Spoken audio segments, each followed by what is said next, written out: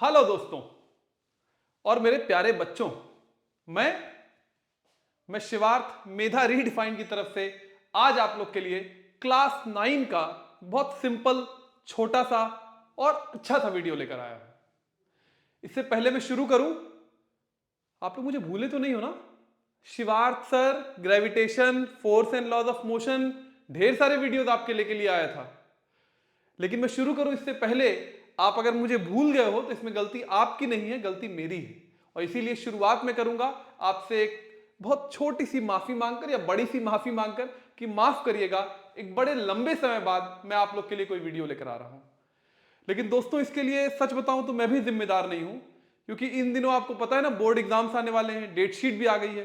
तो 10th और 12th, खासतौर से 10th और 12th के वीडियोस को लेकर मैं बहुत ज्यादा इन्वॉल्व था, थोड़ा बिजी भी था उसको लेकर। और आप मेरे बैक ऑफ द माइंड थे, लेकिन मुझे लगा कि वो थोड़ा प्रायोरिटी बेसिस पे उसको कर देना भी जरूरी है।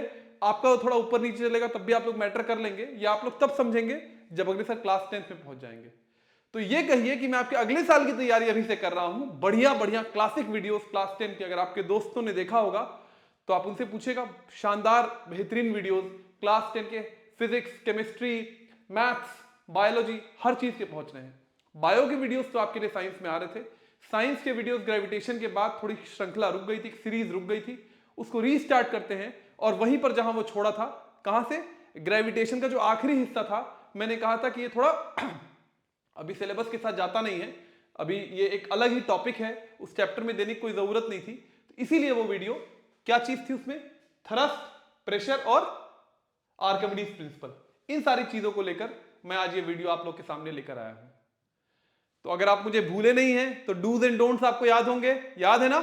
क्या करना है, पेन कॉपी लेकर बैठना है।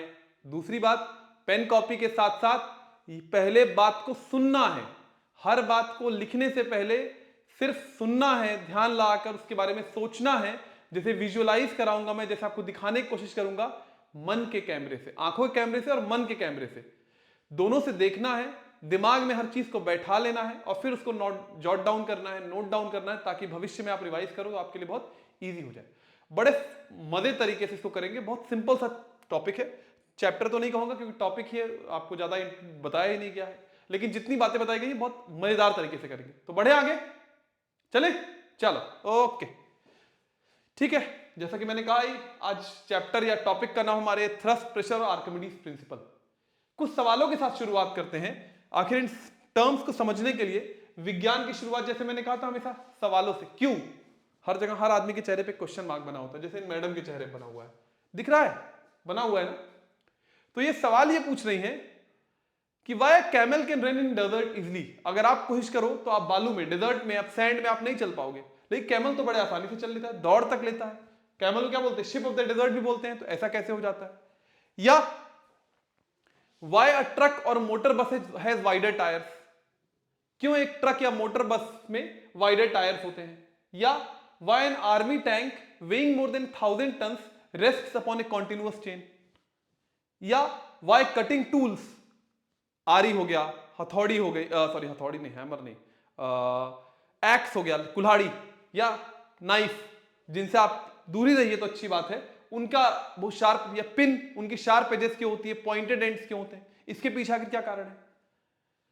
इन सवालों को समझने के लिए पहले सोचिए कि एक नाइफ अगर ब्लंट हो जाए, मतलब उसका एज अगर शार्प ना रह जाए तो कटेगा नहीं। जैसे इसका देखिए इतना पॉइंटेड नहीं है, मैं कोशिश करूंगा तो ये अंदर नहीं जाएगा। लेकिन मान लीजिए मेरे हाथ में एक पिन होती है और मैं ऐसे प्रिक करता, तुरंत प्रिक हो जाता। तो कैसे ऐसा हो जाता है, क्या कारण है? इसके पीछे फिजिक्स का कौन सा कॉन्सेप्ट लग रहा है, साइंस का कौन सा कॉन्सेप्ट लग रहा है? और वो कॉन्सेप्ट कौन सा है? थ्रस्ट एंड प्रेशर का। इन्हीं बातों से शुरुआत होती है थ्रस्ट की। तो आइए देखते हैं। ये सवाल आपके यहां भी लिखना नहीं, जहां लिखना होगा मैं बोलूंगा क्यों लिखना है। ये सोचना है कि इन सवालों के जवाब क्या हमें आगे मिलेंगे जब हम इस कंसेप्ट को पढ़ लेंगे। इन सवालों के सवाल जवाब ढूंढने का ही थ्रस्ट एंड प्रेशर टॉपिक का हमारा पर्पज है। आगे बढ़े। Yes sir. Meaning of thrust. Thrust का मायने क्या है? थ्रस्ट कुछ नहीं है, थ्रस्ट बुनियादी तौर पर एक तरह का फोर्स है। Basically it's just a force. लेकिन फोर्स एक वेक्टर क्वांटिटी थी, तो भैया फिर फोर्स ही बोलना था, तो फोर्स ही क्यों नहीं बोला? फिर नया शब्द क्यों ले आया, कॉम्प्लिकेट क्यों किया? नहीं, यहां पर जब हम थ्रस्ट बोल रहे हैं तो हमने डायरेक्शन ऑफ फोर्स को फिक्स कर दिया है। डायरेक्शन ऑफ फोर्स को फिक्स करने का मतलब क्या? हम वही वाला फोर्स लेंगे या अगर एडवांस भाषा में कहूं 11th, we will take only that component of the force, या आपके लेवल पर हम वही फोर्स लेंगे जो सरफेस के हमारे जिस सरफेस पर जो फोर्स लग रहा है उसके परपेंडिकुलर हो, ऐसे एकदम परपेंडिकुलर। अगर मैं ऐसे लगा रहा होता फोर्स तो ये थ्रस्ट नहीं है, अगर ऐसे लगा रहा होता इसे कंपोनेंट निकालना पड़ता, वो आए की बात है, ये थ्रस्ट नहीं है। थ्रस्ट क्या है? थ्रस्ट हमेशा ऐसा है, ऐसा ऐसा। हमेशा वो फोर्स जो परपेंडिकुलर है सरफेस के उसको हम बोलते हैं थ्रस्ट। और आमतौर पर थ्रस्ट का सबसे अच्छा एग्जांपल है हमारा वेट। हमेशा वो अर्थ के सरफेस के परपेंडिकुलर लगता है। अगर मान लीजिए टेढ़े हम नहीं खड़े, नहीं हम चाहे जैसे भी खड़े हो, mg तो ऐसे ही लगेगा ना। वेट जो सेंटर ऑफ ग्रेविटी से लगता है हमारे, वो हमेशा towards surface of towards the radius of earth लगता है। और अर्थ कैसा है? एक स्फीयर है। स्फीयर के लिए हमेशा जो उसका रेडियस है वो परपेंडिकुलर हो जाता है। अगर मैं यहां दिखाने की कोशिश करूं, जैसे ये अर्थ है ना, तो इस अर्थ पे कोई भी चीज खड़ी है, कहीं पर भी है, कहीं पर भी है, ऐसे है, कुछ भी है, इसका जो वेट लग रहा है इसके सेंटर की तरफ लग रहा है, और ये हमेशा इस सरफेस के परपेंडिकुलर है। तो सबसे अच्छा एग्जांपल थ्रस्ट का क्या है? वेट। वेट हमेशा कैसे लगता है? सरफेस के परपेंडिकुलर लगता है अर्थ के। इस नाते इसको हम लोग क्या बोल सकते हैं? मान लीजिए कोई यहां पर भी हो, ऑस्ट्रेलिया में बैठा हो, इसका जो वेट लग रहा है ऐसे लग रहा है, और ये जो वेट है ये हमेशा स्फीयर का जो स्फीयर का रेडियस आप लोग उसके टेंजेंट के परपेंडिकुलर, ये एंगल हमेशा 90। जो भी चीज स्फीयर के रेडियली अलाइंड है वो स्फीयर के सरफेस से परपेंडिकुलर होती है। तो थ्रस्ट का बहुत अच्छा एग्जांपल है वेट। थ्रस्ट का एक अच्छा एग्जांपल क्या है? Weight. As it always act. पहले इसकी डेफिनेशन देख लेते हैं, या आपको थोड़ा नोट करना है, लेकिन पहले सुन लीजिए। The force acting perpendicular, the force acting on an object perpendicular to the surface is called thrust. Perpendicular शब्द इसमें बहुत की शब्द है, परपेंडिकुलर पे बहुत एम्फसाइज करना है, परपेंडिकुलर टू द सरफेस, ये इसमें की शब्द है। सिंबल जैसा कि मैंने एग्जांपल से दिखाया है, ये सैंड अगर हॉरिजॉन्टल है तो थ्रस्ट हमारा एकदम 90 डिग्री पर लगेगा। ये एंगल हमेशा 90 होगा, तभी ये थ्रस्ट बोलेंगे। 90 सिंबल होता है, आप लोग तो मैथ्स में कर रहे होंगे आजकल। ये सरफेस है इसका, इसके जो परपेंडिकुलर लग रहा है ये एंगल 90 है। ये मेरे हाथ के जो परपेंडिकुलर लग, टेढ़ा कर दूं पिन तो जाएगी भी नहीं, टेढ़ी कर दूं तो पिन जाएगी भी नहीं। परपेंडिकुलर एंगल 90 होना चाहिए फोर्स और सरफेस के बीच में, उसी फोर्स को हम थ्रस्ट बोल सकते हैं। वही फोर्स जिसका एंगल सरफेस से परपेंडिकुलर है, जिसका एंगल सरफेस से 90 डिग्री है, उसी को हम थ्रस्ट बोल सकते हैं। और इसमें एक बहुत अच्छा एग्जांपल है जो आप नोट कर लीजिए। वेट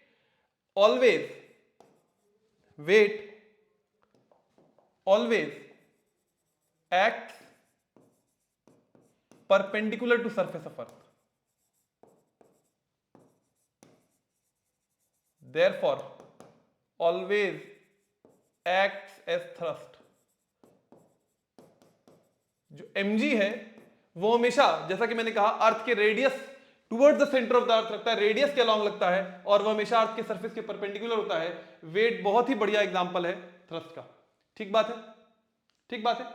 इसको आराम से नोट कर लीजिए, फिगर थोड़ा शॉर्ट में बना लीजिएगा अपने समझ के, ताकि आपको बात समझ में आ जाए। ये डेफिनेशन इंपॉर्टेंट है। ऑब्वियसली अगर ये फोर्स है तो इसकी एसआई यूनिट क्या हो जाएगी? न्यूटन। सर बताने की जरूरत नहीं है, हमें पता है। फोर्स है तो न्यूटन ही होगी, कोई नई यूनिट तो आ नहीं जाएगी। एक तरह का फोर्स, एक तरह का नहीं, फोर्स ही है, लेकिन हर फोर्स थ्रस्ट नहीं बन सकता। All thrust is force, but every force is not thrust, because thrust में एक कंडीशन आ गई है, वो कैसा होना चाहिए? सरफेस के परपेंडिकुलर होना चाहिए। ठीक बात है, आगे चले आगे। ओके।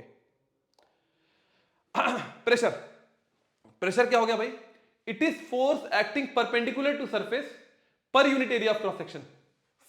नोट पहले सुन लीजिए आराम से। It is force acting per unit area of cross section. लेकिन ये फोर्स कैसा होना चाहिए? इस पूरी चीज के बजाय मैं क्या लिख सकता था? इस पूरी चीज के बजाय मैं और क्या लिख सकता था? थ्रस्ट पर unit area of cross section. Thrust पर unit area of cross section. जैसे, तो प्रेशर का एक फॉर्मूला हम बना सकते हैं, perpendicular force upon area of surface, area नहीं, एरिया ऑफ क्रॉस सेक्शन, जिस एरिया पे फोर्स लग रहा है। या परपेंडिकुलर फोर्स को और क्या बोल सकते हैं? Thrust upon area of cross section.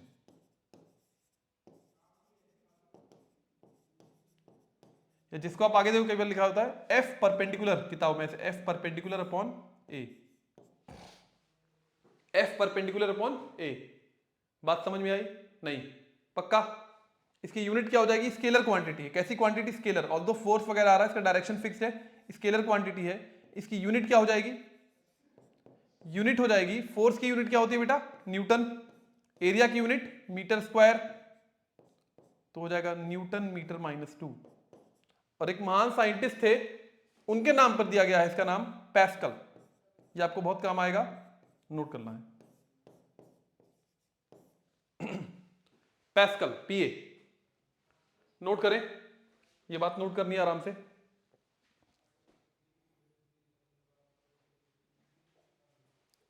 चलो आगे। ठीक है, तो force per unit area of cross section is known as pressure, and इसकी यूनिट हो जाएगी पैस्कल या न्यूटन पर मीटर स्क्वायर। ठीक, एक बात, जैसे मान लीजिए अगर मैं आपको दिखाना चाहूं, ये मान लीजिए ये है एक सिलेंडर रखा हुआ है, कहां पर, धरती पर। इस सिलेंडर का रेडियस कितना है, r। तो इसका जो ये धरती से कांटेक्ट में, ये एरिया क्या हो जाएगा, ये हो जाएगा इसका a, which is what, πr²। और इसका फोर्स क्या हो जाएगा, mg। तो इसके लिए अगर प्रेशर की बात करूं तो क्या हो जाएगा बेटा, प्रेशर क्या हो जाएगा इसका, mg अपॉन πr²। इस तरह के सवाल आप एनकाउंटर करते होंगे तो आपको पता होना चाहिए। ठीक, यहां से एक सवाल कई बार और पूछ लेते हैं लोग, जो इस तरह के सवाल आते हैं, डिफाइन 1 पैस्कल। मान लीजिए कोई इसी में पूछ ले डिफाइन 1 पैस्कल या एसआई यूनिट ऑफ फोर्स, तो आप क्या बोलोगे।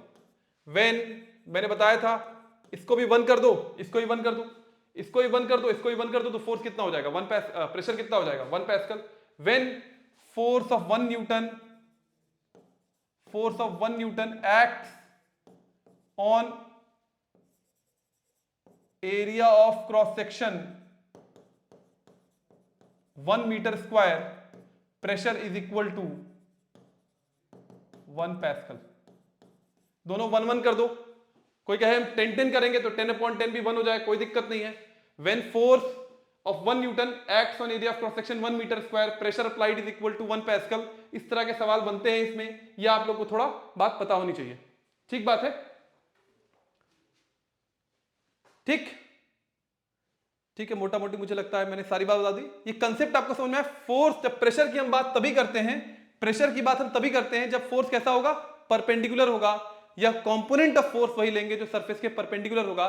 थ्रस्ट की बात करते हैं, थ्रस्ट होता है, thrust upon area of cross section is क्या कहते हैं, प्रेशर। जैसे मान लीजिए मैं जमीन पे खड़ा हूं, मान लीजिए ये भाई साहब हैं, अगर मैं यहां दिखाना चाहूं, इन्होंने वैसे बनाया होगा, मैं एक आपको और थोड़ा अगर समझाना चाहूं, ये रंग मुझे कई बार अच्छा नहीं लगता है, थोड़ा प्लेजेंट कर लेते हैं इसकी थीम। मान लीजिए ये कोई भाई साहब हैं, मेरी अगर किसी ने मजाक उड़ाया, ये कोई भाई साहब हैं, ठीक है, और ये खड़े हैं मान लीजिए टेबल के ऊपर, ये टेबल के ऊपर खड़े हैं, ठीक, तो मैडम, ठीक, तो इनका ये प्रेशर क्या लग रहा है, इनके ऊपर प्रेशर क्या लग रहा है, ये प्रेशर क्या लगा रहे हैं जमीन के ऊपर, टेबल के ऊपर प्रेशर क्या लगा रहे हैं, तो इनके जूते का ये जो है ना, ये जो इन्होंने जूता पहन रखा, इसका जो एरिया ऑफ क्रॉस सेक्शन है, ये मान लीजिए कुछ आ रहा है x सेंटीमीटर, और ये वाला हिस्सा ये है मान लीजिए कुछ y, ये इसका एरिया x है, इसका एरिया y है, अलग अलग तरीके से खड़े हैं, और इनका वेट है मान लीजिए कुछ जो भी है m है, मास। तो ये जो प्रेशर लगा रहे हैं, प्रेशर ऑन टेबल, अगर मैं बोलूं P ऑन टेबल, जो ये आदमी लगा रहा है, क्या हो जाएगा, m into g upon x plus y. Thrust यहां क्या हो गया, थ्रस्ट हो गया इनका, जो परपेंडिकुलर फोर्स लगा रहे थे विच इज mg, थ्रस्ट ये हो गया आपका, ये आपका थ्रस्ट हो गया, ये हो गया a। बात समझ रहे हैं, इसको सिंप्लीफाई करिए, इसी को दिमाग में थोड़ा सिंप्लीफाई करिए तो बात समझ में आएगी। अगर इसी आदमी को लेटा दिया जाए, अगर यही है हमारा टेबल,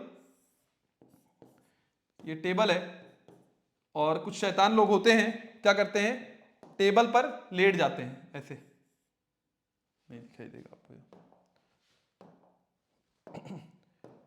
टेबल पर क्या करते हैं, वो लेट जाते हैं ऐसे, ये लेट गए हैं, ठीक।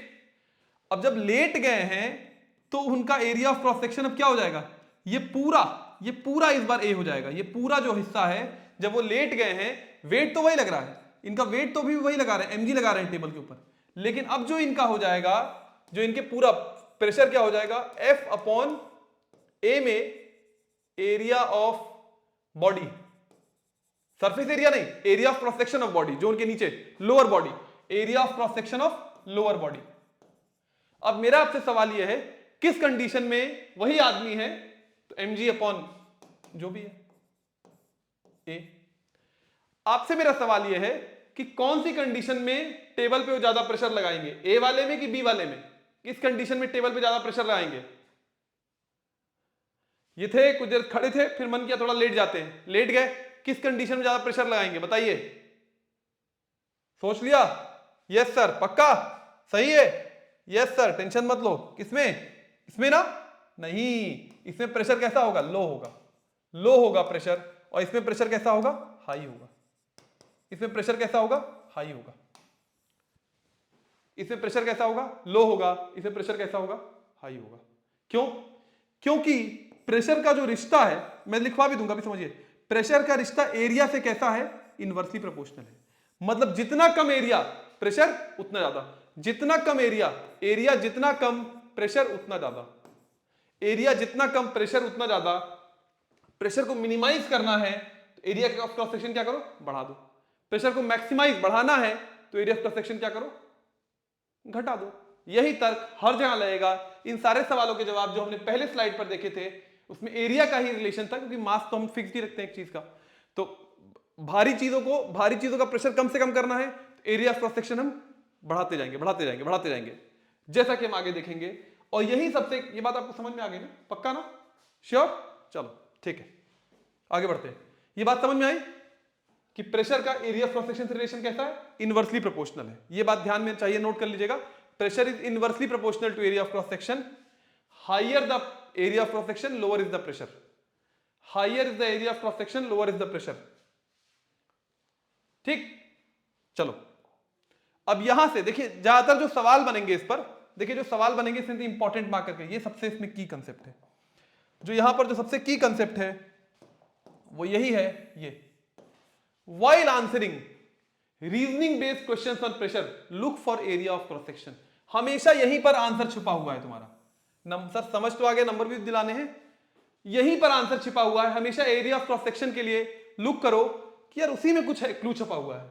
एक दो सवालों के जवाब देखते हैं, जैसे थिंग्स लाइक नाइव्स, जैसे चाकू, have sharp edges and pins have pointed ends, pins have pointed ends to decrease area of cross section and thereby increase pressure। क्यों, क्योंकि क्या मैं था, P is inversely proportional to area of cross section। ये सबसे की logic है। Pressure जिसका बढ़ाना है एरिया कम करो, प्रेशर घटाना है एरिया बढ़ाओ। तो ये नोट करना है, नाइव्स और जैसे पॉइंटेड ऑब्जेक्ट पिंस वगैरह हैं, इनका एरिया ऑफ क्रॉस सेक्शन चूंकि कम होता है, जो कांटेक्ट में आता है सरफेस के, इसीलिए इनका प्रेशर कैसा होगा, काफी ज्यादा होगा। प्रिक कर जाएंगे, पियर्स थ्रू कर जाएंगे सब्सटेंस के, सब्जी वगैरह अच्छे से काट देंगे, और ज्यादा कुछ बदमाश हुए तो उंगली भी कट सकती है, तो उससे भी बच के रहना। ठीक सर, वॉयलेंट बातें नहीं, हाँ वॉयलेंट बातें नहीं, बिल्कुल वॉयलेंट बातें नहीं, ठीक है। और ये देखिए, ये कौन है, फूट ऑफ कैमल। अगर आप लोग ने कैमल राइडिंग वगैरह की होगी, मेरे ख्याल से देखा होगा आप लोग ने कैमल राइडिंग, सैंड वगैरह में, मतलब डेजर्ट के इलाकों में लोग गए होंगे, वैसे भी लोग गए होंगे राजस्थान वगैरह, तो आजकल कैमल राइड्स तो बहुत पॉपुलर है। कभी गौर से उसके पैर देखिएगा, पंजे पंजे पंजे ऐसे होते हैं, दो पंजे बहुत चौड़े होते हैं, ऐसा होता है कुछ, ऐसा ऐसा बहुत चौड़े होते हैं उसके, उसमें लगता है आपको दो पैर जैसा है। अगर इस इमेज में कुछ दिख पा रहा हो साफ से, आप लोग वैसे भी गूगल करके देखिए फूट ऑफ कैमल, तो काफी चौड़ा होता है उसका पंजा। Foot of camel are very wide and hence large area of cross section, thereby decreasing pressure. काफी चौड़े होते हैं, पैर पतले पतले होते हैं, ऊंचे क्यों होते हैं कैमल? कोई लोग कमेंट करके मुझे बताना, कैमल के पैर पतले पतले और इतने ऊंचे क्यों होते हैं, वो हाइट उनकी इतनी ज्यादा क्यों होती है? क्या इसके पीछे कोई प्रकृति में इवोल्यूशन का जो पूरा प्रोसेस है नेचर में, उसमें उसके पैर लंबे होने से उसको फायदा क्या मिलता है, या it is just for the fun of it? सोच के बताइए मेरे को, गूगल मत करना, तुरंत सोचना, थोड़ा डिस्कस करना, फिर कमेंट करना जिसको पता हो, ठीक है। Foot of camel are very wide and hence large area of cross section, thereby decreasing pressure, ये भी नोट करना है। ये की बात सबसे पहले इंपॉर्टेंट ऐसे ही स्टार मार्क करके कॉपी में नोट करना है कि जहां पर भी प्रेशर पे सवाल आएगा रीजनिंग बेस्ड, वहां एरिया ऑफ क्रॉस सेक्शन के लिए लुक फॉरवर्ड करना, तो बात समझ में आ जाएगी अप्रोच कैसे करना है, प्रेशर बढ़ाना है घटाना है, वहां से आपको लॉजिक मिल जाएगा। पॉज करके नोट कर लें, आगे बढ़ सकता हूं मैं, श्योर, पक्का, चलो। Tanks tanks have chain wheels and trucks have large wheels. देख रहे हैं क्या हो गया इनका एरिया ऑफ क्रॉस सेक्शन कैसा हो गया, इनका ए कैसा हो गया, ए वेरी लार्ज ना, ए कैसा हो गया इनका वेरी लार्ज, तो प्रेशर कैसा हो जाएगा, क्योंकि फोर्स भी थ्रस्ट भी बहुत ज्यादा है, इनका थ्रस्ट इनका मास बहुत ज्यादा है ना, तो प्रेशर हम कम, वरना धस जाएंगे जमीन में। तो एरिया अगर वेरी लार्ज हो गया तो प्रेशर कैसा हो गया, लो हो गया। Tanks have chained wheels and trucks have large wheels to increase या to have large area of cross section thereby decreasing pressure. ए बढ़ा दिया, प्रेशर कम कर दिया, ये बात भी पॉज करके नोट करनी है। जो लोग बहुत अच्छे आर्टिस्ट होंगे सिंपल सा फिगर बना लेंगे और दिमाग में तो बैठा ही लेंगे इस बात को।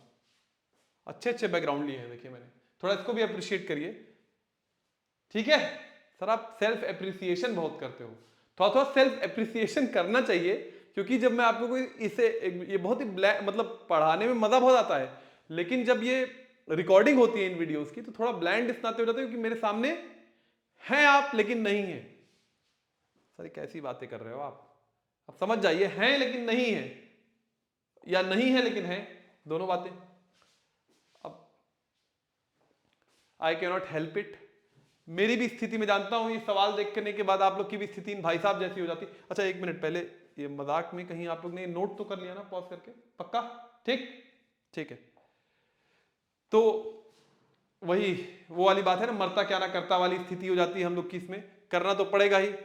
ये बोरिंग भाई साहब की तरह एक बोरिंग लॉजिक रीजनिंग ये सब कर रहे हैं, उसी में कहां सवाल आ गया, नहीं करना तो पड़ेगा, कर लेते हैं। सवालों का फायदा क्या होता है, स्कोरिंग बड़े होते हैं, अगर हल्का सा आ जाए तो नंबर तुरंत मिल जाता है। चलते हैं देखते हैं क्या सवाल है। A block of wood is kept on table top, the mass of block is, शायद एनसीईआरटी का ही सवाल है, the mass of block is 5 kg, its dimensions are 40 centimetre, ठीक है। Find the pressure exerted by the wooden block on the tabletop if it is made to lie on the table, ठीक है। देखिए दोनों ही कंडीशन में thrust क्या है, thrust wait के बराबर है, और ये कितना होगा, mg होगा।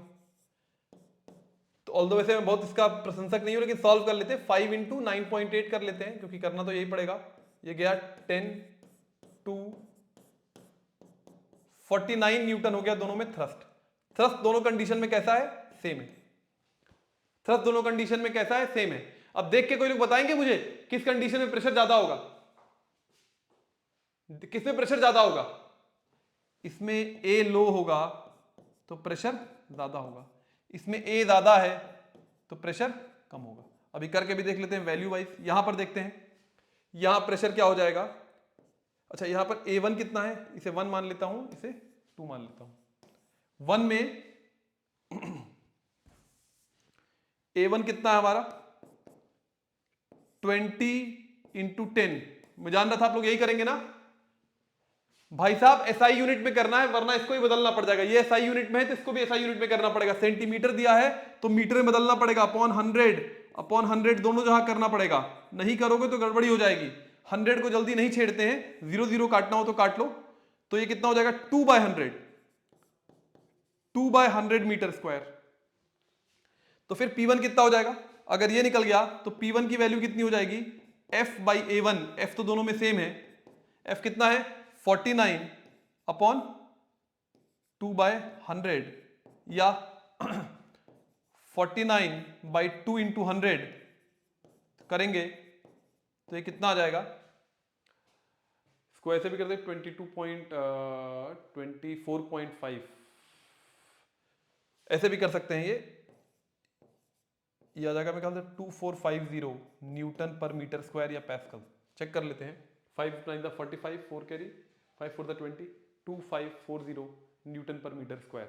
दूसरा निकालने की जरूरत है, प्लीज आप पॉज करके कर लीजिए। दूसरा करूं मैं, कर देंगे तो सर अच्छा ही रहेगा, वो तो मुझे पता है अच्छा तो रहेगा, लेकिन आप लोग करते तो मुझे ज्यादा अच्छा लगता। इसमें कितना हो जाएगा, ये वाला एरिया लेना, ये देखिए ये अच्छा ये तो बताया नहीं मैंने, यहां पर ये दो लेना, L × B ये होगा ना, यहां L इंटू बी क्या, अच्छा ये तो बताने की जरूरत थी क्या, यहां L इंटू बी क्या होता, 20 into 10, L into B 20 into 10 होता, यहां पर क्या लेंगे 20 इंटू 40 लेंगे, तो 20/100 इंटू 40/100 मीटर स्क्वायर, एक एक कटा, ज्यादा 0 0 नहीं काटने हैं, 8/100 मीटर स्क्वायर। तो P2 क्या हो जाएगा, वही F/A2 49/8 इंटू 100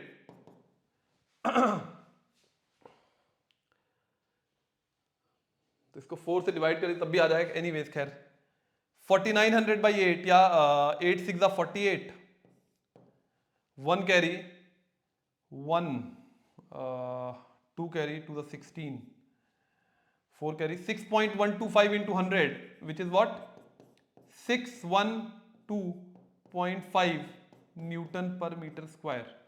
देखिए प्रेशर देखिए 4 टाइम्स कम हो जाएगा, इसको अपॉन 4 कर देंगे तो मेरे ख्याल से आप वहीं तक पहुंच जाएंगे।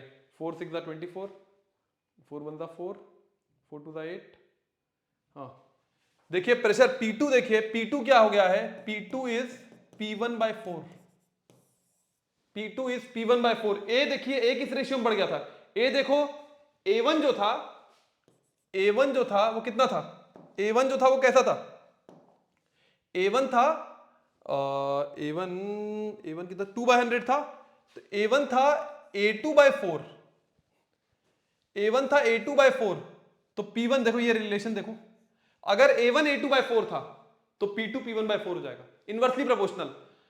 A1 अगर A2/4 था तो P2 P1/4 हो जाएगा, इनवर्सली प्रोपोर्शनल। ये बात ध्यान से देखिए, ध्यान से देखिए, देखा आपने, बात नहीं समझ में आई।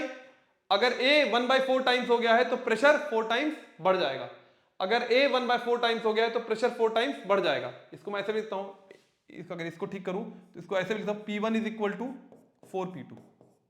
इसको जोड़ के देखेंगे तो बात ज्यादा समझ में आएगी।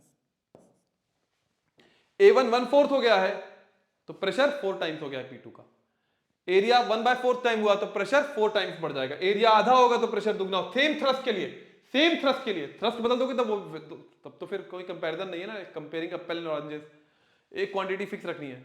एरिया आधा किया प्रेशर दुगना हो जाएगा, एरिया 4 टाइम्स कम कर दिया तो प्रेशर 4 टाइम्स बढ़ जाएगा, एरिया 10 टाइम्स बढ़ा दिया तो प्रेशर 10 टाइम्स कम हो जाएगा। यही है इनवर्सली प्रोपोर्शनल का रिलेशनशिप। सिंपल सा सवाल है, पॉज करके नोट कर लें। मुझे उम्मीद है आपने खुद ही कर लिया होगा, सर नोट करने की जरूरत नहीं है, we have done it, very good boys. मैं पानी पी रहा था, एंड गर्ल्स एज वेल, ठीक है नहीं, no gender bias, no gender bias. आगे बढ़ो, चलो सर, ठीक है। तो प्रेशर और थ्रस्ट पे बहुत सिंपल सा 9th के लेवल बहुत सिंपल चीजें आती है, तो मैं बहुत डिटेल में नहीं गया हूं, बहुत इस पे बहुत सारे वेरिएंट्स 11th में तो बहुत सारी चीजें हैं इसको लेकर, उस पर मैं अभी नहीं गया हूँ। फ्लूइड मैकेनिक्स और वो सारी एक पूरा चैप्टर है, खैर सॉलिड मैकेनिक्स और फ्लूइड मैकेनिक्स, उसमें नहीं जाता हूँ अभी।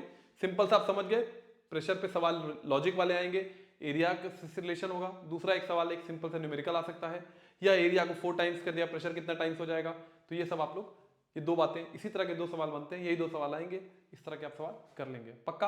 आगे बढ़ो, चलो अब करना है बात फ्लूइड्स की। प्रेशर इन फ्लूइड्स, फ्लूइड क्या चीज होती है, फ्लूइड क्या चीज होती है, फ्लूइड माने क्या होता है, फ्लूइड का मतलब होता है एनीथिंग दैट कैन फ्लो, कोई भी चीज जो बह सकती है, बह सकती है, जिसका शेप फिक्स नहीं होता है वो फ्लूइड होता है। सॉलिड्स और फ्लूइड्स 2 हिस्से में बांटा, जिसका शेप फिक्स्ड है उसे सॉलिड बोलते हैं, जिसका शेप फिक्स नहीं है वो फ्लूइड है, जो बह सकता है वो फ्लूइड है, जिसका शेप फिक्स नहीं वो फ्लूइड है। तो फ्लूइड में क्या क्या चीजें आ जाएंगी, anything that can flow is fluid, ये लिखना, सुन लो फिर लिख लेना। All liquids and gases come under fluids, सारे लिक्विड्स और गैसेस फ्लूइड्स है। ए सॉलिड, ठीक है, ठीक बात है। A solid exerts pressure on a surface due to its weight, जैसा कि हमने देखा, हम खड़े हैं जमीन पे प्रेशर लगा रहे हैं, आप लेटे हैं टेबल पे प्रेशर लगा रहे हैं, बेड पे प्रेशर लगा रहे हैं, जहां पर भी हैं, पिन को लगाया दीवार पे, पिन प्रेशर लगा रही है, तो अपने वेट के हिसाब से हर चीज प्रेशर लगाती है। सिमिलरली फ्लूइड्स हैव वेट, उनके पास भी वेट है, and they also exert pressure on the base and the walls of the container in which they are enclosed। यहां पर एक नई चीज आती है, walls of the container, ये एक नई चीज आती है, ये एक नई चीज आती है। चूंकि इनका ये फ्लो करना चाहते हैं ना, बहना चाहते हैं ना, तो आपने इनको जब कंटेन कर लिया, जैसे मान लीजिए मैंने इनको कहीं कंटेन कर लिया, अगर मैंने इनको कहीं कंटेन कर लिया, ये इसमें लिक्विड है, तो ये बहना चाहता था, अगर बहना चाहता है इधर और इधर, तो ये क्या करेगा, इस पे दबाव, इस पे फोर्स लगा रहा है, इस पे जो फोर्स लगा रहा है उसके कारण ये प्रेशर एक्सर्ट कर रहा है।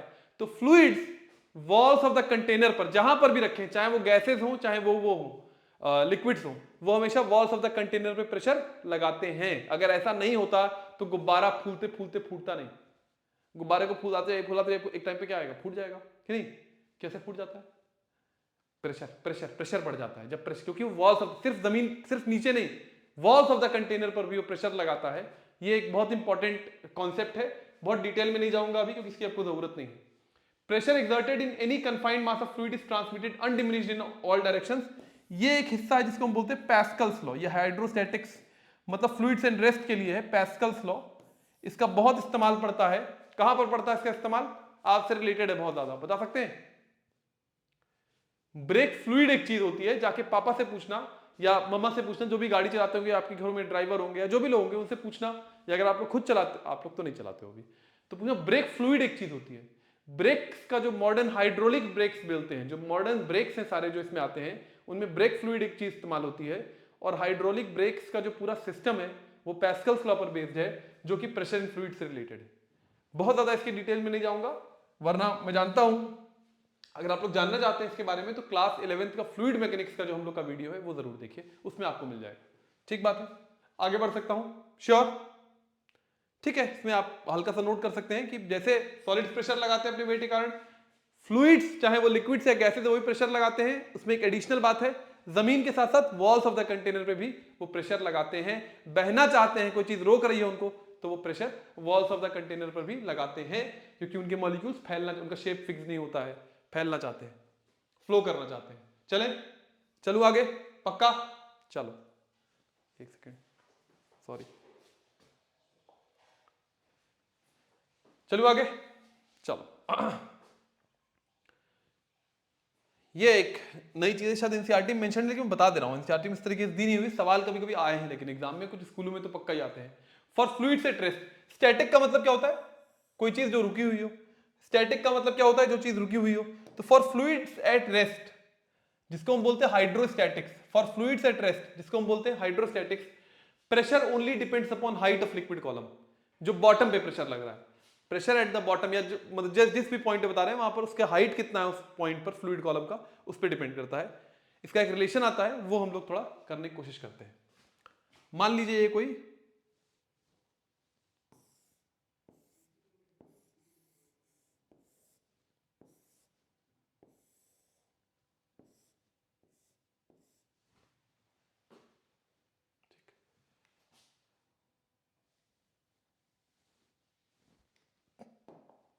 सर, आप फिगर तो आप इतना बढ़िया बनाते हो ना, तो इसमें कंफ्यूजन हो जाती है कई बार में। ठीक है,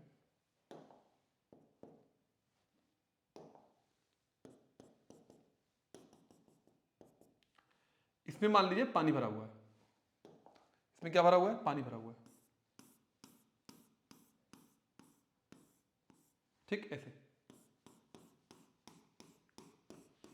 ठीक।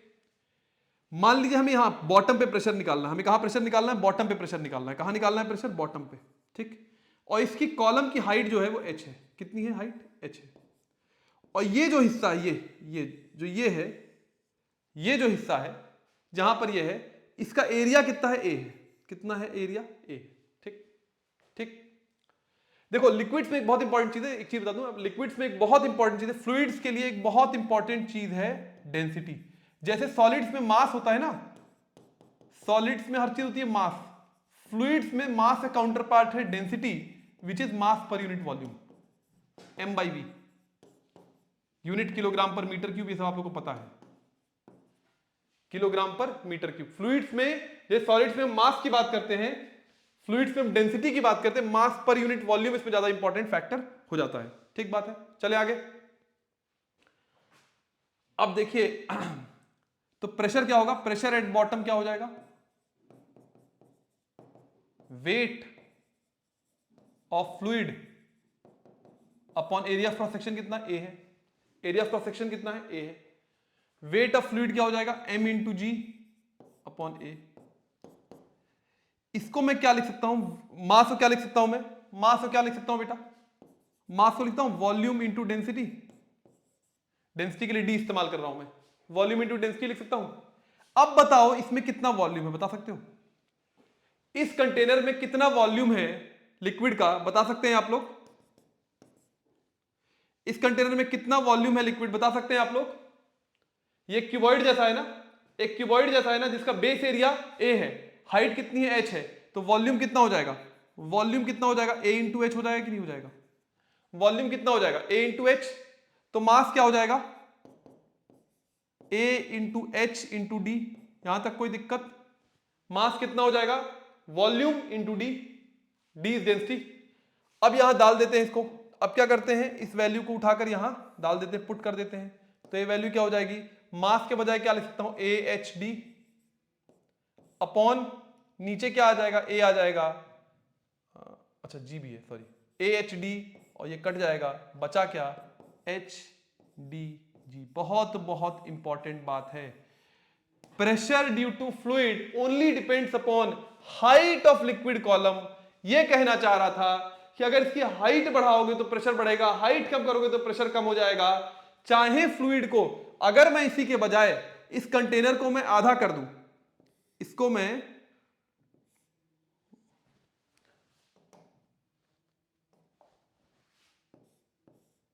a/2 का कर दूं, ऐसे कर दूं, और इसमें मैं सेम हाइट तक रखूं, मैंने इसमें पानी डालूं और उसके हाइट क्या रखूं, उसकी हाइट में सेम रखूं, पिछली बार की तरह सब कुछ सेम है इस बार, लेकिन ये जो हिस्सा है, ये जो हिस्सा है, इसको मैंने a/2 कर दिया है, तो लिक्विड भी कम हो गया। तो इस बार भी, लेकिन ये हाइट कितनी है मेरी, h है, तो इस बार भी प्रेशर क्या होगा, बता सकते हैं आप? प्रेशर क्या होगा, प्रेशर क्या होगा इस बार भी, प्रेशर इस बार भी HDG ही होगा। कितना फ्लूइड है इससे कोई मतलब ही नहीं है।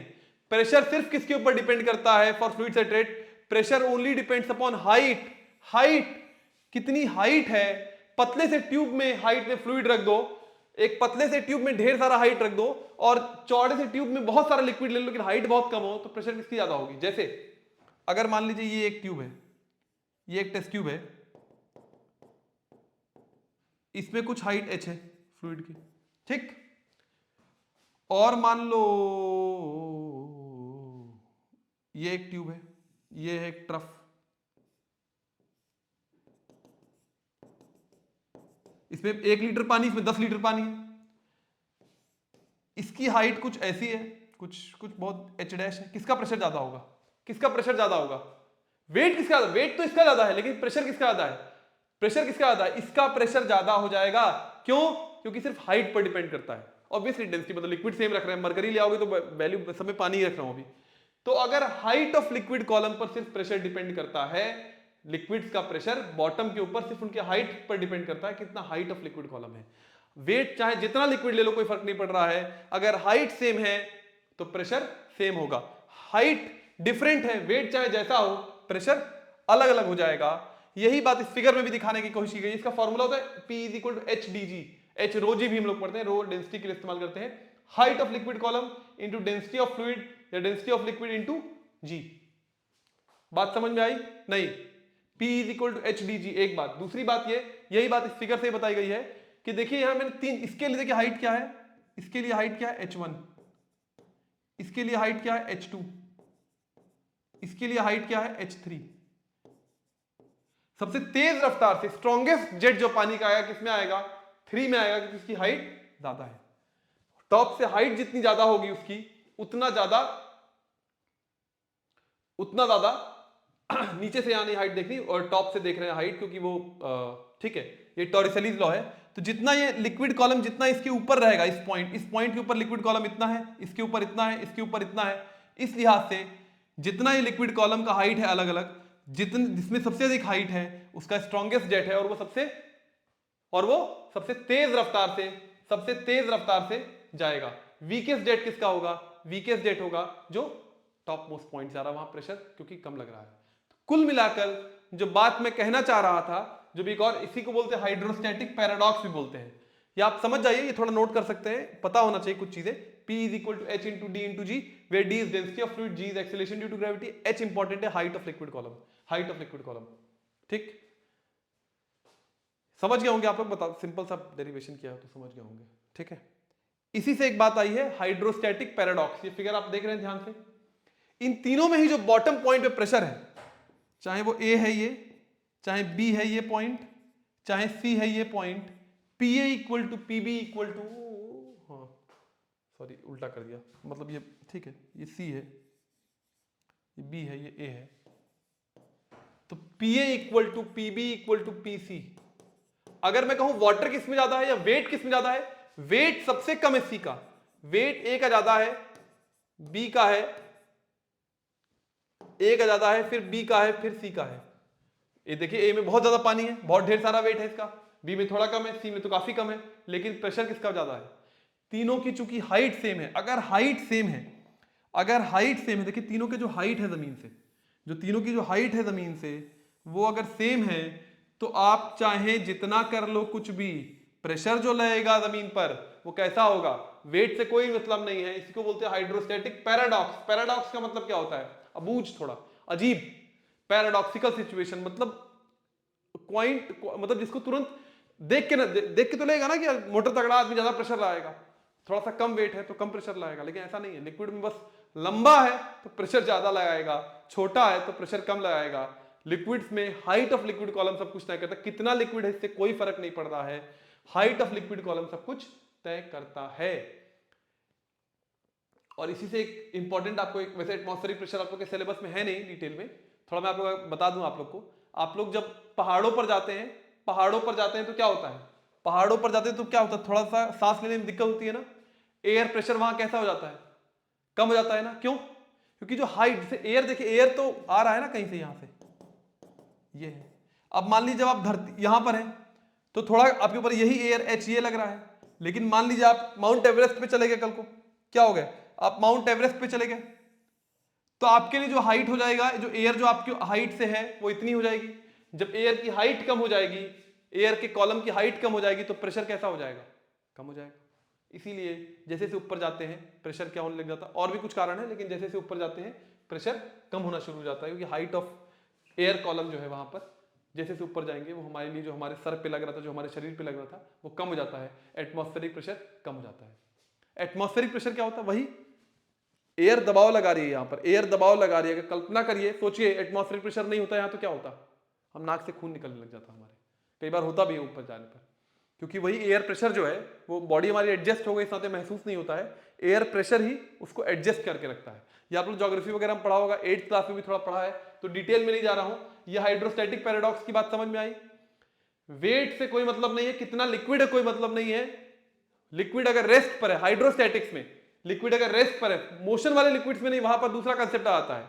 अगर लिक्विड रेस्ट पर है तो सिर्फ लिक्विड का प्रेशर जो है उसके हाइट पर डिपेंड करेगा, और उसकी वैल्यू होती है P is equal to h d g, height into density into g. बात समझ में आ गई? पक्का?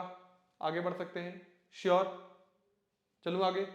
चलो सर, ये बना लेना आप लोग, हल्का सा बना लेना, थोड़ा पता होना चाहिए आप लोग को। चलो, अब थोड़ा मेरा फेवरेट पार्ट आ रहा है। ये आदमी मुझे बहुत इंटरेस्टिंग लगते हैं, आर्किमिडीज साहब, ग्रीक मैथमेटिशियन थे ना, अगर मैं सही हूं।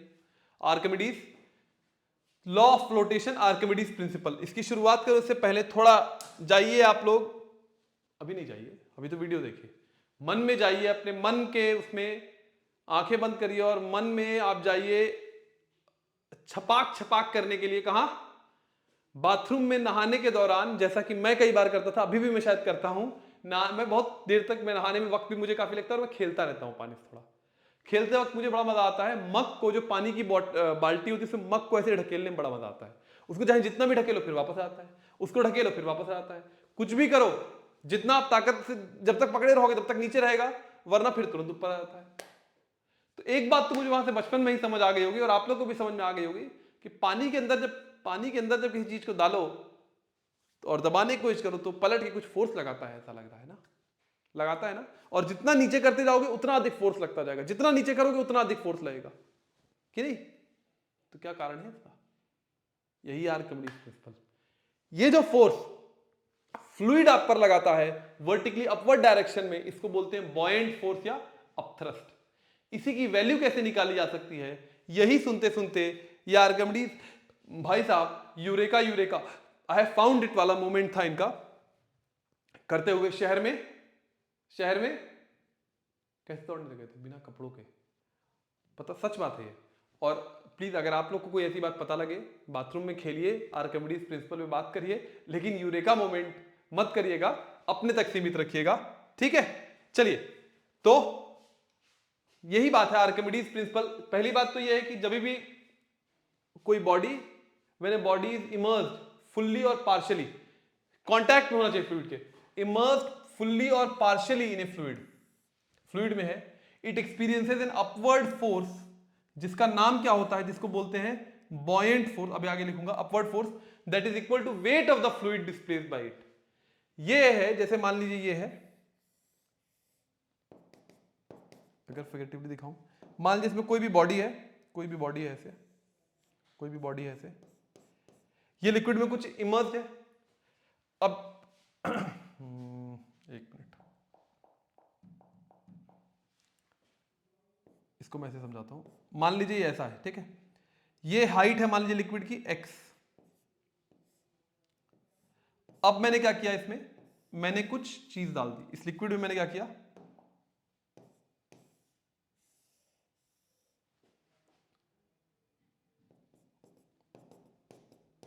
इसमें मैंने कोई सब्सटेंस डाल दिया, कोई चीज मैंने ऐसे ऐसे इसमें डाल दी, ठीक, देख पा रहे। अब क्या होगा, जब मैं डालूंगा तो ये हाइट जो x है थोड़ा बढ़ जाएगी और कहीं नई जगह पहुंच जाएगी। कहां पहुंच गई, ये मान लीजिए ये पहुंच गई कुछ यहां, ये कुछ y पे पहुंच गई, ये x था, ये जो हाइट में चेंज आ गया ये x माइनस वाई हो गया, ये जो लेवल में चेंज आया कितना हो गया, y माइनस एक्स, कितना हो गया, y माइनस एक्स। ये जो हाइट, ये y माइनस एक्स है, ये है वॉल्यूम ऑफ फ्लूइड, ये जो भी लीटर में 2 लीटर 3 लीटर आया, ये volume of fluid displaced by body. ये क्या है, volume of fluid displaced by body. ये क्या है, volume of fluid displaced by body. ये y माइनस एक्स क्या है, समझ पा रहे हैं आप लोग। ये हाइट थी, जब मैं इसमें कोई सब्सटेंस मिलाया तो ये हाइट थोड़ी पानी के ऊपर चली गई, तो ये क्या है, volume of fluid displaced by body. और आर्किमिडीज प्रिंसिपल यही कहता है, इसी से हम अपथ्रस्ट निकाल सकते हैं। वो क्या बोलता है, वो कहता है कि जो अपथ्रस्ट है क्या है, ये आपको लिखना, पहले सुन लीजिए, ये अपथ्रस्ट जो है, या जो बॉयंट फोर्स है, BO सही लिख रहा हूं स्पेलिंग, जो बॉयंट फोर्स है, इसकी वैल्यू होती है weight of fluid displaced by body. क्या वैल्यू होती है, weight of fluid displaced by body. ये मेरा one of the favourite concepts है, weight of fluid displaced by body. बड़े बढ़िया सवाल बनते हैं इस पे, जिसको आगे मैं क्या लिख सकता हूं, आगे मैं क्या लिख सकता हूं इसे, आगे मैं लिख सकता हूं इसे, नहीं, इसको आगे मैं लिख सकता हूं volume of fluid, volume of fluid displaced.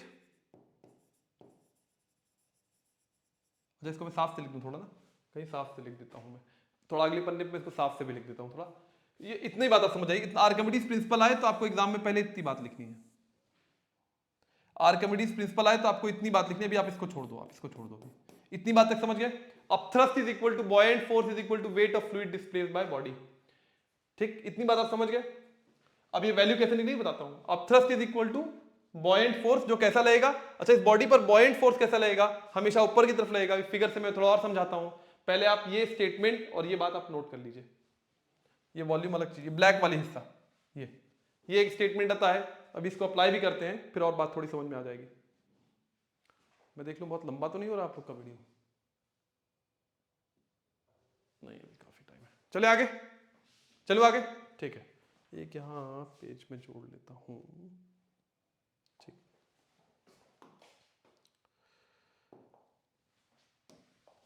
ठीक है। मान लीजिए ये कोई बॉडी है, मान लीजिए इसमें कितना, इसमें जो लीटर है यहां पर बना हुआ है 10 लीटर बना हुआ है, कितना बना हुआ है 10 लीटर, कितना बना हुआ है 10 लीटर। अब क्या हुआ, मैंने इसमें, ये इनिशियली है, मैंने इसमें कोई बॉडी डाली, जो नया वॉल्यूम आ गया, ये पहुंच गया 12 लीटर तक। कहां तक पहुंच गया? 12 लीटर तक। इनिशियली क्या था? 12 लीटर। अब पानी थोड़ा ऊपर भी चला गया और अब कितना हो गया ये? 12 लीटर। ठीक, अब देखिए इस बॉडी में फोर्सेस क्या क्या लग रहा है। अगर आप देखना चाहते हैं इस बॉडी में फोर्सेस क्या क्या लग रहे हैं, इस बॉडी में फोर्सेस लग रहे हैं। एक तो लग रहा है इस पे mg, किधर लग रहा है? mg लग रहा है नीचे की तरफ। और आर्किमिडीज प्रिंसिपल से इसके लिहाज से इस पे क्या फोर्स लग रहा है? अपथ्रस्ट। क्या लग रहा है? अपथ्रस्ट, या जिसको बोलते हैं, स्पेलिंग वैसे 99% सही होगी, बॉयंट फोर्स की। अपथ्रस्ट या बॉयंट फोर्स। इसकी वैल्यू कैसे निकाली जाए? इसकी वैल्यू हमारे केस में कितनी हो जाएगी? इसकी वैल्यू हमने क्या बोला था? Wait of fluid displaced by body. ये आप लोग फिगर पहले नोट सुन लेंगे, फिर ध्यान से करेंगे। Weight of fluid displaced by body, माने ये क्या हो जाएगा? माने हो जाएगा mass of fluid displaced. Weight का फॉर्मूला क्या होता है? Mass of fluid displaced into g. Weight क्या होता है? m इंटू जी। मास को क्या लिख सकता हूं मैं? Volume of fluid displaced, volume of fluid displaced into density of fluid into g. क्योंकि मास क्या होता था, मैंने क्या बताया था? मास को क्या लिखते हैं? Volume into density. मास को क्या लिखते हैं? डेंसिटी होता है मास बाय वॉल्यूम। तो मास क्या हो जाएगा? Volume into density. तो mass of fluid displaced into g, तो volume of fluid displaced into density of fluid into g. ठीक है, तो अपथ्रस्ट की जो वैल्यू आती है, अपथ्रस्ट की जो वैल्यू आती है वो आती है वॉल्यूम लिक्विड या फ्लूइड, सॉरी कभी कभी ये थोड़ा दुखी हो जाता है बहुत, जल्दी जल्दी में कुछ कर दीजिए इसके साथ। तो upthrust is equal to volume of fluid displaced into density into g. Upthrust की वैल्यू ये होती है, ये आपको ढंग से नोट करना है। और थ्रस्ट का डायरेक्शन हमेशा किस तरफ होता है? ऊपर होता है। अब आपसे कोई पूछे अपथ्रस्ट किन किन फैक्टर्स पे डिपेंड करता है, तो क्या लिख दोगे? अपथ्रस्ट किन किन फैक्टर्स पे डिपेंड करता है? पहला फैक्टर हो जाएगा सबसे इंपॉर्टेंट चीज, कौन सा फ्लूइड है। मरकरी में अलग अपथ्रस्ट लगेगा, पानी में अलग अपथ्रस्ट लगेगा, किसी और चीज में अलग अपथ्रस्ट लगेगा, डेंसिटी ऑफ फ्लूइड। दूसरी चीज वॉल्यूम ऑफ फ्लूइड डिस्प्लेस्ड, जी तो सबका पता ही है, वॉल्यूम ऑफ फ्लूइड डिस्प्लेस्ड। ये किस पे डिपेंड करेगा? Which depends upon volume of body immersed. कितना वॉल्यूम अंदर गया है वो उस पर डिपेंड करेगा। वॉल्यूम ऑफ बॉडी इमर्स्ड, कितना हिस्सा, इन दो फैक्टर पे थ्रस्ट डिपेंड करता है, टेम्परेचर पर और सॉरी टेम्परेचर बोल रहा हूं, डेंसिटी ऑफ फ्लूइड पर, और कितना ऑब्वियसली टेम्परेचर वाला कांस्टेंट रखा गया। टेम्परेचर बदलेंगे तो वॉल्यूम फ्लूइड का बदल जाएगा, सब बदल जाएगा। टेम्परेचर वाला कांस्टेंट रख के बात करें। अब थ्रस्ट दो फैक्टर्स पे डिपेंड करता है, पहला डेंसिटी ऑफ फ्लूइड, दूसरा volume of fluid displaced, which in turn depends upon amount of body, volume of body immersed in fluid. अब अगर इस क्वेश्चन में हम लगाते, अब थ्रस्ट निकालने की कोशिश करते, तो वॉल्यूम कितना आता? 12 माइनस 10 ना, कितना होता वॉल्यूम? 12 माइनस 10 लीटर में। और पानी की डेंसिटी कितनी होती है? पानी की डेंसिटी कितनी होती है बच्चों? पानी की डेंसिटी होती है 1 किलोग्राम पर लीटर। अभी आगे मैं दिखाऊंगा, अभी पानी की डेंसिटी आप लोगों को पता भी होना चाहिए। 1000 किलोग्राम पर मीटर की, 1 किलोग्राम पर लीटर। और जी तो हम मान लीजिए 9.8 मान लेते हैं, चलिए। तो ये लीटर लीटर कट जाता, 2 इंटू 1 तो 1 ही रह जाता, इंटू 9.8, तो इसकी वैल्यू कितनी आ जाती है हमारी? 19.6 न्यूटन। अच्छा, अब थ्रस्ट की यूनिट क्या होगी? अब थ्रस्ट की यूनिट क्या होगी? यूनिट क्या होगी अब थ्रस्ट की? न्यूटन।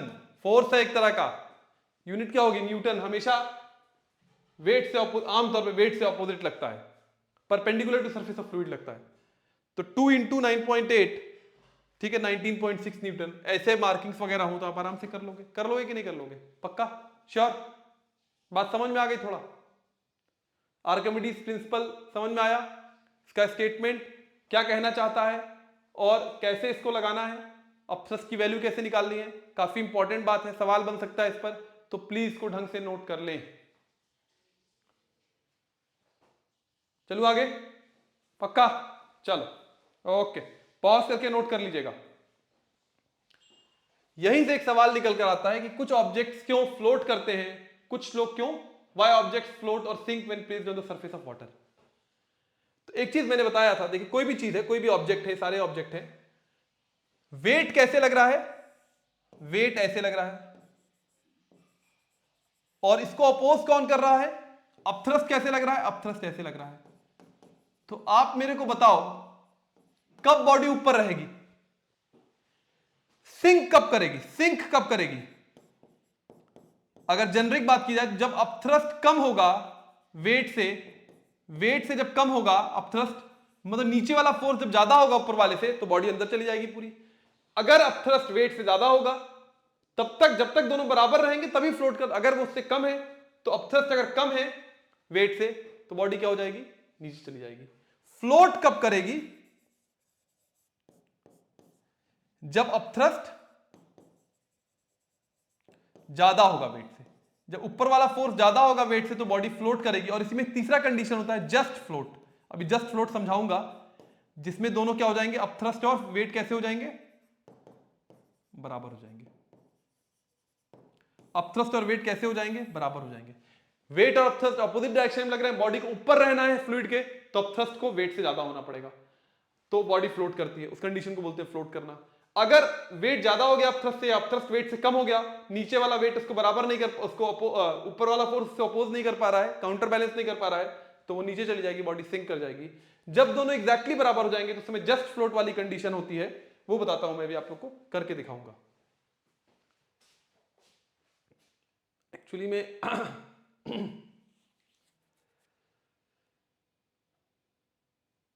ठीक है, मतलब ये ठीक है, इसमें थोड़ा सा कंफ्यूजन है, लेकिन ठीक है, आप समझ जाएंगे। अभी मैं समझाऊंगा इसका, और मैं इसको एलिबरेट करूंगा। तो एक्चुअली में जब फ्लोट करती है, तो हमेशा ही अपथ्रस्ट फ्लोट के वैसे कंडीशन यही होती है हमेशा। कंडीशन जो की कंडीशन है इसमें यही होती है। भी समझाऊंगा, इसमें बताऊंगा भी, समझाऊंगा भी, बात समझ जाएगी। थोड़ा समझ जाए, समझने के लिए है, भी मैं समझाता हूं सब, ठीक है। अब देखिए, तीन कंडीशंस बनती हैं। ये है जस्ट फ्लोट।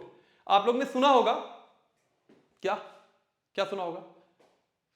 आप लोगों ने घड़ियाल वगैरह देखा होगा, ये जो क्रोकोडाइल्स वगैरह होते हैं, ये एकदम पानी की सतह से एकदम टच, इसे बोलते हैं just completely submerged in water, just float वाली कंडीशन।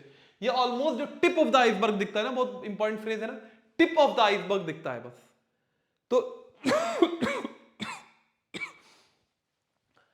तो आइसबर्ग ऑलमोस्ट कंप्लीटली, पूरी तरह तो नहीं, 100% समझ, जस्ट फ्लोट से थोड़ा सा ऊपर है, लेकिन ऑलमोस्ट 100% समझ अगर मान ले, या मान लीजिए जस्ट फ्लोट की कंडीशन का मतलब होता है, मान लीजिए कोई ऐसे है, जस्ट फ्लोट का मतलब होता है ये, कोई बॉडी है इसमें, वो ऐसे ऐसे ऐसे, कोई भी हिस्सा उसका बाहर नहीं निकला हुआ है, वो डूब भी नहीं रही है, लेकिन कोई भी हिस्सा उसका बाहर नहीं निकला हुआ है।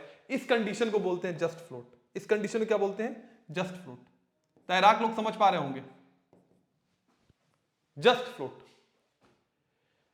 अब इसको ड्राइव भी करके दिखाऊंगा। इसमें देखिए कंडीशन क्या होती है, density of body is equal to density of fluid. जब density of body density of fluid के बराबर है, तो जस्ट फ्लोट की कंडीशन आएगी। मैं भी आपको ड्राइव भी करके दिखाता हूं कैसे। देखिए, जब देखिए इसमें कंडीशन क्या है, जो अपथ्रस्ट है, पूरी तरह बॉडी समझ है, वो वेट ऑफ बॉडी के बराबर है। नहीं कुछ डरना नहीं, बहुत सिंपल है भाई। अपथ्रस्ट मैंने क्या कहा था? Volume of fluid displaced into density of fluid into g. और वेट ऑफ बॉडी क्या हो जाता? वेट ऑफ बॉडी क्या हो जाता? Volume of body into density of body, ये मास ऑफ बॉडी हो जाता है, इंटू जी।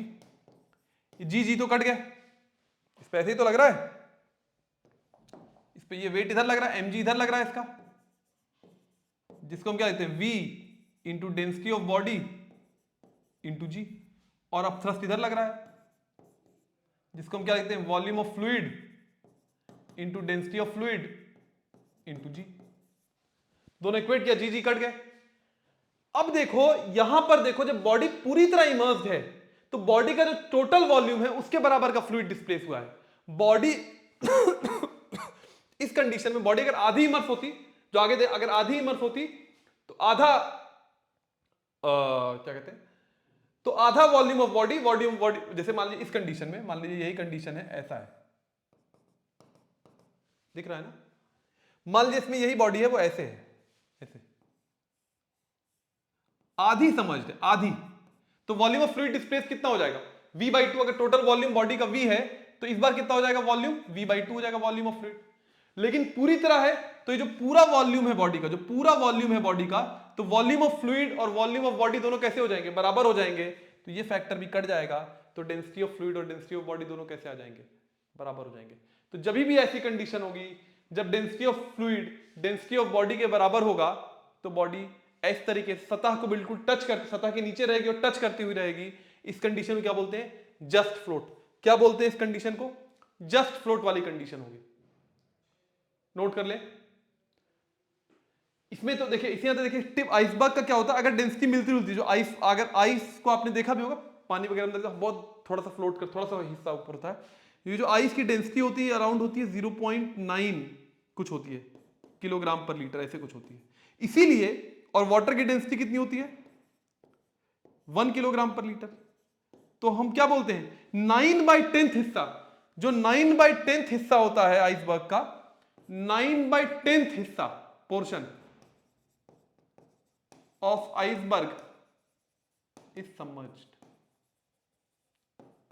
यहां से एक और चीज निकलती है, वॉल्यूम सबमर्ज्ड का पर्सन सबमर्ज्ड का एक रेशियो होता है density of body upon density of fluid. ये वैसे आगे 11th में आएगा, इसका काम होता है this is equal to volume submerged upon total volume.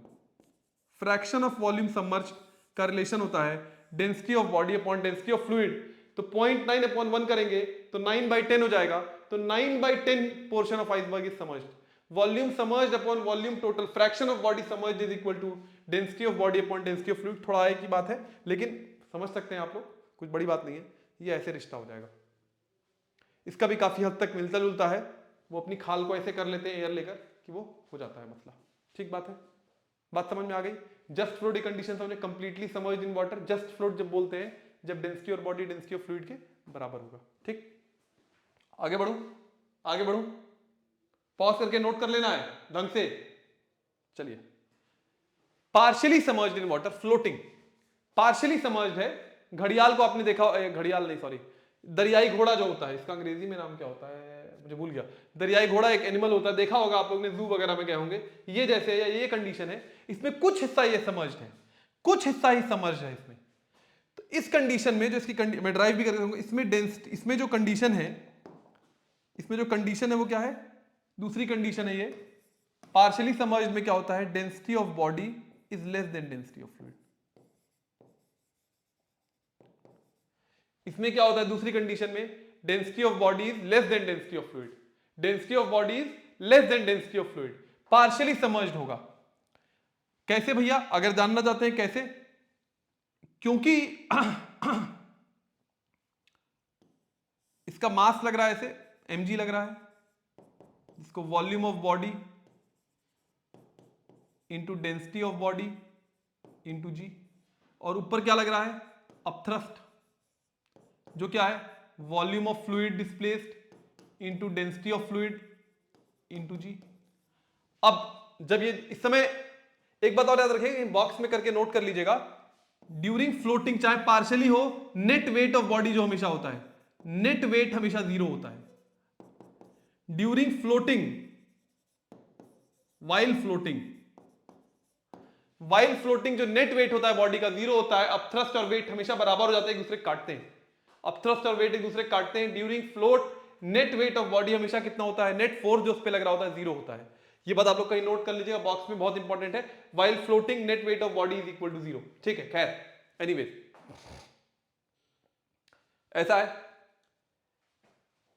अब ये दोनों बराबर होने चाहिए, तो अगर मैं यहां करूं volume of fluid into density of fluid into g is equal to volume of body into density of body into g, दोनों बराबर करना है। ये ऐसे ऐसे हो गया।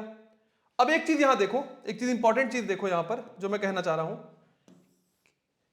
डेंसिटी ऑफ बॉडी या density of fluid upon density of body मैं कैसे लिख सकता हूं, यहां पे क्या लिख सकता हूं मैं, density of body, density of fluid upon density of body, क्या इधर लेके चला जाऊंगा, volume of body, density of fluid upon density of body is volume of body upon volume of fluid displaced. इस वाले राइट वाले पार्ट को लिखते हैं volume of body upon volume of body submerged, volume of body immersed लिख सकता हूं, volume of body immersed लिख सकता हूं कि कितना हिस्सा पानी के अंदर है। अगर टोटल वॉल्यूम V है तो ये हिस्सा जो पानी के अंदर है, टोटल वॉल्यूम अगर इसका V था तो ये हिस्सा जो पानी के अंदर V से कुछ कम आएगा ना, V डैश जो कि है कुछ आएगा V/2 V/3 कुछ भी आएगा। तो volume of body, volume of fluid कितना हो जाएगा, वॉल्यूम ऑफ बॉडी इमर्स्ड। ये वैल्यू कैसी होगी, हमेशा लेस देन 1 होगी। ये वैल्यू हमेशा कैसी होगी, लेस देन 1 होगी ना। अगर ये वैल्यू कम है, लेस देन 1 है, तो इससे क्या मतलब निकल जाता है, डेंसिटी ऑफ फ्लूइड। एक मिनट, मैंने कुछ गड़बड़ी कर दी क्या, उल्टा ना, हाँ। इससे क्या पता चलता है, डेंसिटी ऑफ फ्लूइड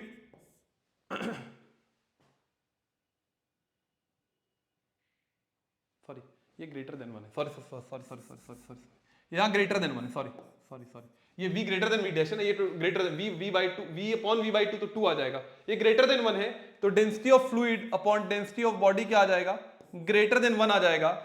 इसका मतलब क्या हो गया, density of fluid is greater than density, इसको ऐसे भी लिखते हैं, density of fluid is greater than density of body. नहीं समझे, देखिए जो पूरा वॉल्यूम तो नहीं अंदर जा रहा है ना, कुछ ही वॉल्यूम गया है ना, तो volume of body upon volume of body immerse greater than 1 आएगा। ये 10 लीटर है मान लीजिए, या 10 जो भी है, 10 मीटर क्यूब है, ये 5 मीटर क्यूब है, तो 10/5 2 आ जाएगा, कुछ भी आ जाएगा। ये वैल्यू हमेशा ग्रेटर देन 1 होगी जब पार्शियली समर्ज्ड होगा। अगर ये वैल्यू ग्रेटर देन 1 है, इसका मतलब ये फ्रैक्शन, ये density of fluid upon density of body भी ग्रेटर देन 1 हो जाएगा, जिसका मतलब density of body, density of fluid density of body से ज्यादा हो जाएगा, या density of body density of fluid से कम हो जाएगी। तो पार्शियली समर्ज्ड में क्या होता है, density of fluid is greater than density of body. Density of fluid is greater than density of body में क्या होगा, पार्शियली समर्ज्ड इन वाटर होगा, प्रॉपरली फ्लोट करेगा। ठीक, नहीं समझे पक्का। और ये रेशियो पता लग जाएगा तो कितना हिस्सा, अगर आधा होगा डेंसिटी के रेशियो बॉडी का तो वो वैसे निकल आएगा। चलो पक्का। सिंकिंग इन वाटर, सिंक कर रहे हैं तो इसमें आप आंख बंद करके आप एक कंडीशन लिख सकते हो कि इसमें जो अपथ्रस्ट है, जो वेट है, जो mg है, उससे बहुत ज्यादा अपथ्रस्ट है आपका। अपथ्रस्ट यहां पर वेट से ज्यादा हो गया है, वेट उसको बैलेंस नहीं कर पा रहा है। मतलब जो वॉल्यूम बॉडी था, टोटल वॉल्यूम ऑफ बॉडी, क्योंकि पूरी बॉडी है, इसमें जो कंडीशन आएगी, मतलब आएगी इसमें density of body is greater than density of fluid. इसमें जो कंडीशन आएगी वो याद रखना है, density of body is greater than density of fluid.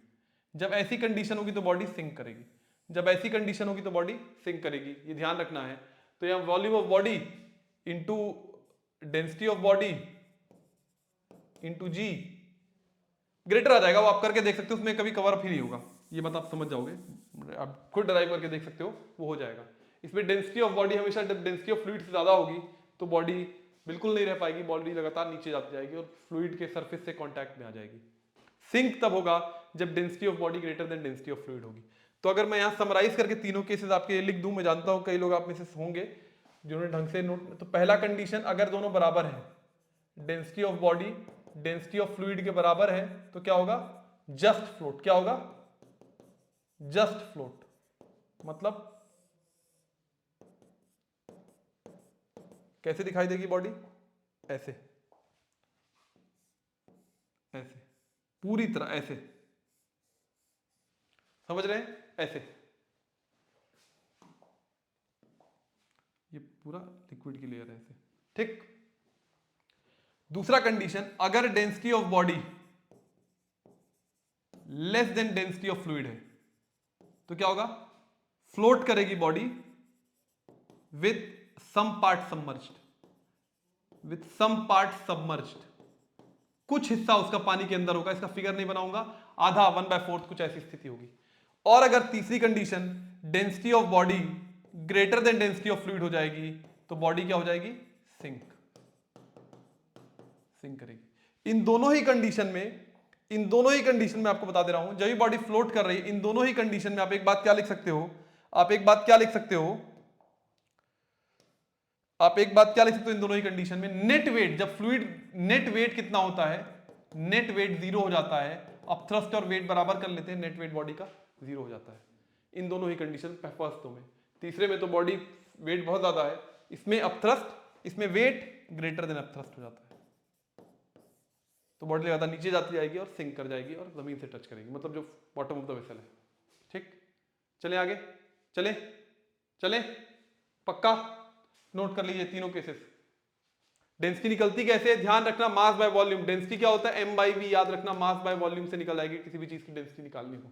अभी कोई सवाल अगर हमने लिया होगा तो देखते हैं, आगे बढ़ूं, चलो नोट कर लिया ना, पॉज करके अच्छे से नोट कर लेना। ठीक, अब एक चीज पे बनती है एपरेंट वेट की, एक सवाल इसमें बनता है एपरेंट वेट का। पता है वेट तो एक फोर्स है, मेजर करते हैं, स्प्रिंग बैलेंस जैसी चीज होती है, इसमें ऐसे होता है, अब तो इस्तेमाल नहीं होता उतना, पहले स्प्रिंग बैलेंस इस्तेमाल होता, उसमें ऐसे मार्किंग्स होती थी, तो स्ट्रेच करता था, उससे पता लग जाता था कितना वेट है।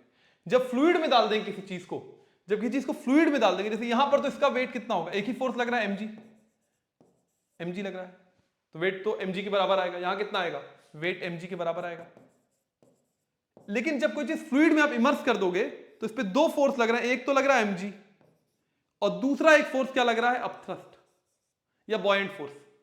तो यहां पर जो नेट वेट आएगा, यहां पर जो नेट वेट आएगा वो क्या हो जाएगा, अभी जैसा कि मैंने कहा, अगर ऊपर से नहीं पकड़े होते तो ये तो सिंक तो कुछ भी कर जाती, ऊपर से पकड़ा भी हुआ, हम कैसे निकालेंगे net weight, actual weight minus upthrust, actual weight minus upthrust. उम्मीद मैं मान लेता हूं बॉडी पूरी तरीके से अंदर है फ्लूइड के। ठीक, एक्चुअल वेट कितना होता है mg, अपथ्रस्ट कितना होगा, volume of fluid into density of fluid into g। अब इसे मैं कई फॉर्म बना सकता हूं, यहां पर चूंकि बॉडी पूरी तरह अंदर है तो वॉल्यूम ऑफ बॉडी और वॉल्यूम ऑफ फ्लूइड कैसा होगा, सेम होगा। वॉल्यूम ऑफ बॉडी और वॉल्यूम ऑफ फ्लूइड डिस्प्लेस कैसा होगा, सेम होगा। बॉडी पूरी तरीके से अंदर है जैसा फिगर में दिखाया गया है, हम उसी कंडीशन की बात कर रहे हैं। अगर आधी होगा तो volume of fluid displace volume of body का आधा हो जाएगा। यहां जो कंडीशन दिखाई हुई है पूरी तरह समझ लें, जो हम आमतौर पर मान के चलते हैं। अब अगर ये है तो m को हम क्या लिख सकते हैं, वॉल्यूम, वो दोनों v सेम है, into density of body. Mass of body क्या लिखेंगे, volume into density of body. अब यहां से देखो क्या हो जाएगा, यहां से अगर देखो इसको मैं ठीक करूं तो mg के बजाय क्या लिखता हूं, v into density of body, इसकी जरूरत है,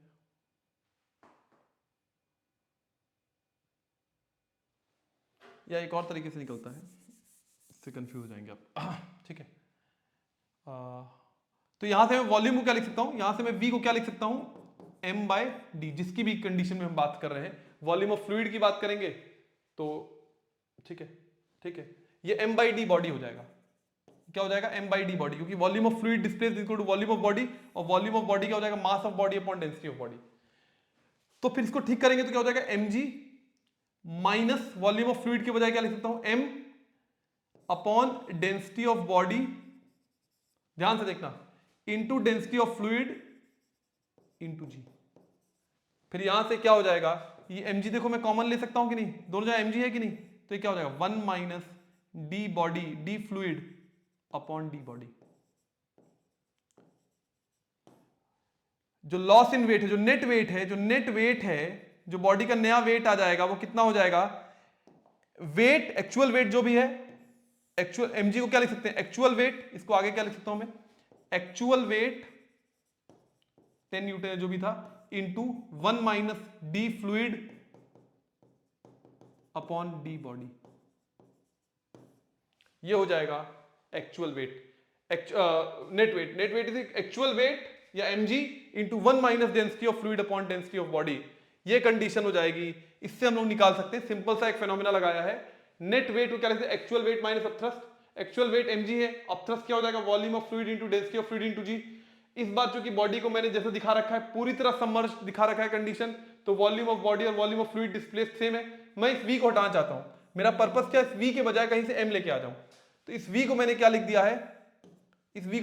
दिया है, m by density of body, m by density, क्योंकि डेंसिटी ऑफ फ्लूइड नहीं लिखूंगा यहां पे, क्योंकि density of volume of fluid और वॉल्यूम ऑफ बॉडी कैसे हैं, दोनों सेम है, तो अगर मैं इस v को बॉडी के टर्म्स में लिखना चाहता हूं तो m बाय डी बॉडी आ जाएगा, फिर डाल दिया mg माइनस m by d body into d fluid into g, mg common हो जाएगा तो 1 minus density of fluid into density of body, या net weight is equal to actual weight into 1 minus density of fluid into density of body. ये सब करना थोड़ा आप लोग को आदत डालनी पड़ेगी, ये सब 11th-12th में थोड़ा ड्राइव वगैरह करना पड़ता है, ऐसे नहीं होगा सब कुछ अरे सर ये क्या है, ये कहां से क्या ले आए, थोड़ा लॉजिक लगाना पड़ता है बेटा।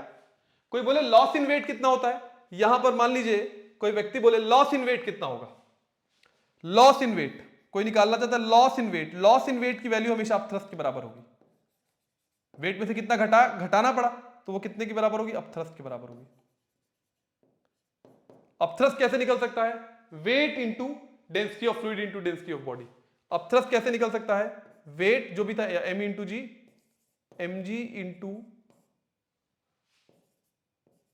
डेंसिटी ऑफ फ्लूइड, इसका जो फ्रैक्शन दिया हो इंटू डेंसिटी ऑफ बॉडी, ये लॉस इन वेट ये होगा mg इंटू 10 न्यूटन इंटू जो भी है density of fluid upon density of body. Actual net weight इतना हो जाएगा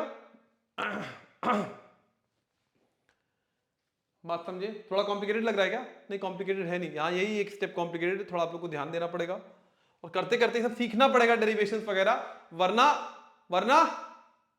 11th-12th में बड़ी समस्या आएगी। सर 11th-12th में साइंस लेंगे ही नहीं, ऐसे थोड़ी होगा साइंस। तो मुझे उम्मीद है ज्यादातर लोग जिनको मैं पढ़ा रहा हूं, चाहे ऑफलाइन में चाहे ऑनलाइन में, उनमें साइंस के प्रति मैंने इतना प्रेम पैदा किया होगा कि आप लोग साइंस लेंगे 11th-12th में। नहीं सर आप बिल्कुल भरोसा रखो, आपने इतना ज्यादा प्रेम पैदा किया है कि हम लोग को पक्का मन बना चुके साइंस नहीं लेंगे। ये वाली भावना तो नहीं आ रही है प्लीज, अगर ये वाली भावना आ रही होगी तो और थोड़ा मुझे बताइएगा, मैं और थोड़ा नए ट्रिक्स अपनाऊंगा आपको, आपकी भावना को ठीक करने के लिए। अब जल्दी से वाइंड अप करते हैं, थोड़ा वीडियो लंबा हो रहा है, लास्ट हिस्से पे आते हैं, कुछ सवाल कर लेते हैं। List the factors on which buoyant force depends upon, ये बता चुका हूं मैं, नहीं बताऊंगा मैं भी। दो फैक्टर्स थे, कौन कौन से थे, पॉज करके जल्दी से बताओ। पहला था सर डेंसिटी ऑफ फ्लूइड, दूसरा था वॉल्यूम ऑफ फ्लूइड डिस्प्लेस्ड, जो किस पे डिपेंड करता है, जो डिपेंड करता है वॉल्यूम ऑफ बॉडी इमर्स्ड पे। वॉल्यूम ऑफ बॉडी इमर्स्ड, कितना हिस्सा बॉडी का फ्लूइड के अंदर है, इसके ऊपर डिपेंड करता है। ठीक बात है, चले आगे। इसमें मैंने कुछ यूनिट्स की गलतियां की होंगी तो मैं दिखा देता हूं आप लोग को कि note 5 kg it's completely liquid density 10⁻³ kilogram पर फाइंड द, ये आप लोग खुद करिए, ये आप लोग खुद करिए, मैं नहीं बताऊंगा, जल्दी करिए, मैं नहीं बताऊंगा, खुद करिए।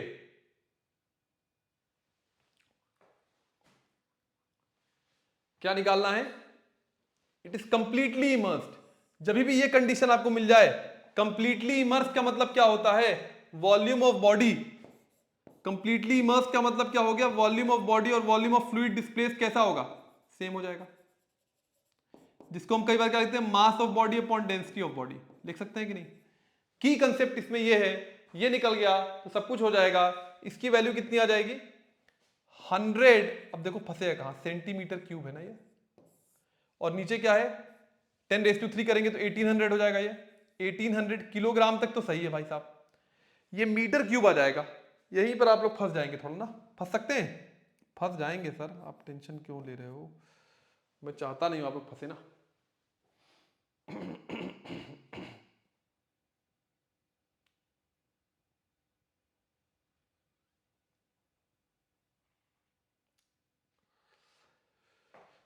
देखिए 1 सेंटीमीटर क्या होता है, 1/100 10⁻² मीटर होता है।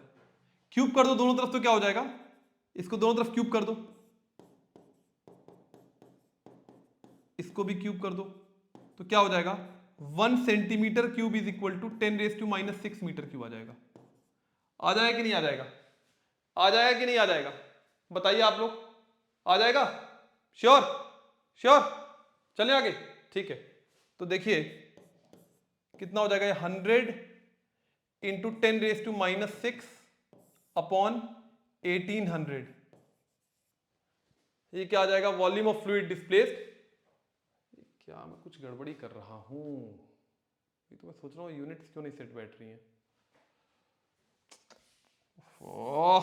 Sorry sorry sorry sorry sorry sorry sorry sorry sorry sorry sorry sorry sorry sorry sorry sorry, volume of fluid displace तो दिया हुआ है ना 100 सेंटीमीटर क्यूब, क्यों परेशान हो रहा हूं मैं, क्यों निकाल रहा हूं, 100 सेंटीमीटर क्यूब, ठीक है।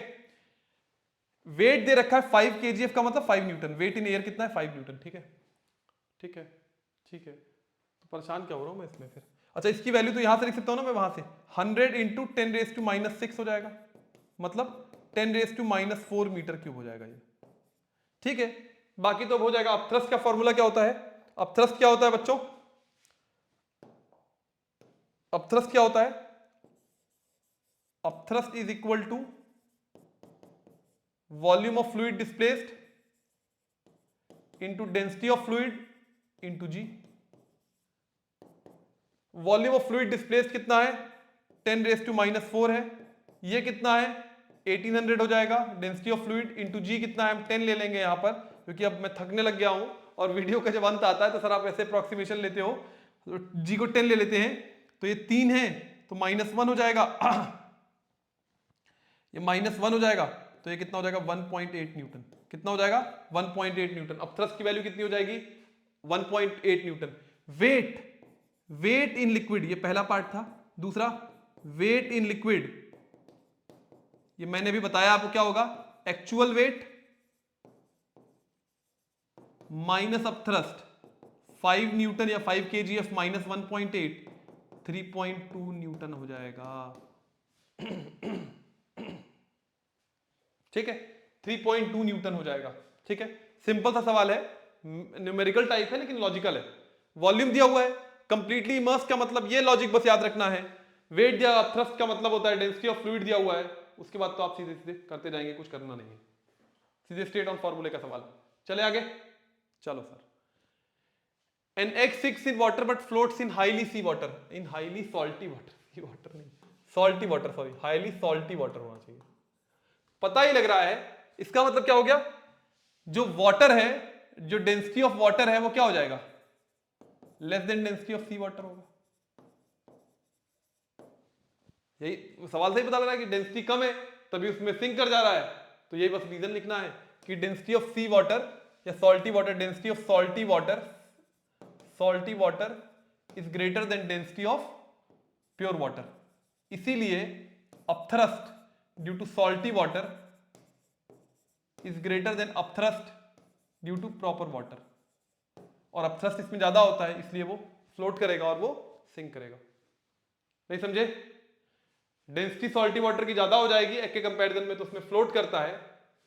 या इसको ऐसे भी लिखते हैं, density of egg is less than density of water, but नहीं sorry, density of egg is greater than density of salty water, लेकिन density of egg is less than density of salty water. तो यहां से ये condition आ जाएगी। नहीं समझे, नहीं समझे, बात समझ गए पक्का। यहां से इसको नहीं, ये दोनों अलग चीज है, ठीक। आगे बढ़ते हैं, इसको भी ठीक कर लेते हैं, ये 3 होना चाहिए। ये उसमें यूनिट्स लिखने में दिक्कत होती है, अप टू, ठीक। Metre cube will it sink more or less, give reason for your answer, ठीक है। A body floats in a kerosene of density इतना up to a certain mark, 1 होना चाहिए था, एनीवेज क्या कुछ भी है। If the same body is placed in water of density, ये 10⁻²² होना चाहिए, या 3 कर दो, कोई दिक्कत नहीं है वैसे ये, ठीक है 3 कर दो, उससे कोई फर्क नहीं पड़ रहा है। Will it sink more or less, इसमें देखिए डेंसिटी बढ़ गई ना, डेंसिटी ऑफ जो वाटर है क्या हुआ, डेंसिटी ऑफ केरोसिन से बढ़ गई ना, तो जो अपथ्रस्ट है वाटर का वो केरोसिन से क्या हो जाएगा, बढ़ जाएगा। अपथ्रस्ट केरोसिन से बढ़ जाएगा। अगर अपथ्रस्ट बढ़ जाएगा तो बॉडी क्या हो जाएगी, और ऊपर हो जाएगी, इट विल सिंक लेस। अगर मान लीजिए केरोसिन है, केरोसिन में ऐसा था, केरोसिन में मान लीजिए बॉडी ऐसी थी, केरोसिन में बॉडी ऐसी थी, आधी अंदर थी, ये मान लीजिए केरोसिन में है, तो यही मैं बना लूं कंडीशन, पानी में क्या हो जाएगा,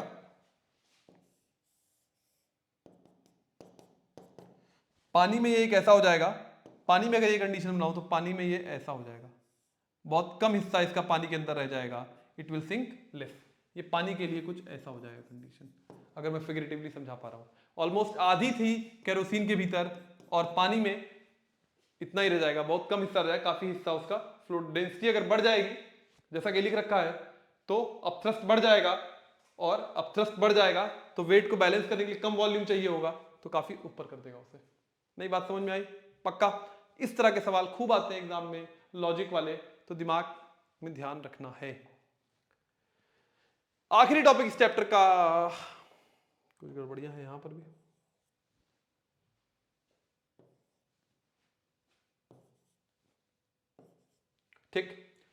ठीक है, रिलेटिव डेंसिटी एक टॉपिक है, आरडी, या इसको एक और टर्म बोलते हैं, इसको एक और चीज बोलते हैं, लिखा होना चाहिए था यहां पर, स्पेसिफिक ग्रेविटी। ये आप लोग अच्छे से नोट कर लेंगे, इसके लिए एक और टर्म इस्तेमाल होता है, स्पेसिफिक ग्रेविटी। इसका मतलब क्या होता है? Density of, ratio of density of any substance to density of water at 4 degree Celsius. इस 4 डिग्री सेल्सियस की क्या खासियत है कि जो पानी की डेंसिटी होती है, पानी की जो डेंसिटी होती है मैक्सिमम एट 4 डिग्री सेल्सियस होती है, मैक्सिमम एट 4 डिग्री सेल्सियस होती है, जिसकी वैल्यू ये सारी होती है जो यहां लिखी हुई है, 1000 किलोग्राम पर मीटर क्यूब, या 1 किलोग्राम पर लीटर, या 1 ग्राम पर सेंटीमीटर क्यूब, या 1 ग्राम पर ml। तो आरडी का मतलब अगर मैं फॉर्मूले वाइज लिखूं, आरडी को मैं क्या लिख सकता हूं? डेंसिटी ऑफ सब्सटेंस, दिख रहा है ना, density of substance upon density of water at 4 degree Celsius. SI units में मतलब क्या हो जाएगा? अगर एसआई यूनिट्स में बात करूं तो डेंसिटी ऑफ बॉडी जो भी है अपॉन 1000, अपॉन 1000 इन मीटर, इन हाँ मतलब in SI units, in SI unit मतलब किलोग्राम पर मीटर क्यूब में, इन एसआई यूनिट। बात समझ रहे हैं? नहीं समझ रहे हैं? ऑब्वियसली रेशियो है तो इसकी यूनिट क्या होगी? कुछ नहीं होगी। रेशियो है तो इसकी यूनिट क्या होगी? कुछ नहीं होगी। पॉज करके नोट करें। ये डेंसिटी याद रखनी, 1000 किलोग्राम पर मीटर क्यूब होती है, 1 ग्राम पर सेंटीमीटर क्यूब होती है, या लीटर में लिखते हैं तो 1 किलोग्राम पर लीटर या 1 ग्राम पर ml। ये थोड़ा आप लोग को पता होना चाहिए। ठीक है, सिंपल सी एक बात है, कुछ खास नहीं है। एक सवाल अगर आप देखना चाहते हैं इस पे तो मैं बता देता हूं आपको। एक सवाल चलिए इस पे देख लेते हैं। मान लीजिए दिया हुआ आरडी है किसी सब्सटेंस का 4, what is density of substance? तो कोई बात नहीं, डेंसिटी ऑफ सब्सटेंस को क्या लिख सकते हैं? RD into density of water. तो 4 इंटू 1000 किलोग्राम पर मीटर क्यूब, तो क्या हो जाएगा? सॉरी, तो क्या हो जाएगा? क्या हो जाएगा ये? 4000 किलोग्राम पर मीटर क्यूब। या मान लीजिए अगर आरडी की वैल्यू दी हुई है, या मान लीजिए अगर आरडी की वैल्यू दी हुई है 0.4, तो मतलब क्या हो जाएगा? Density of body.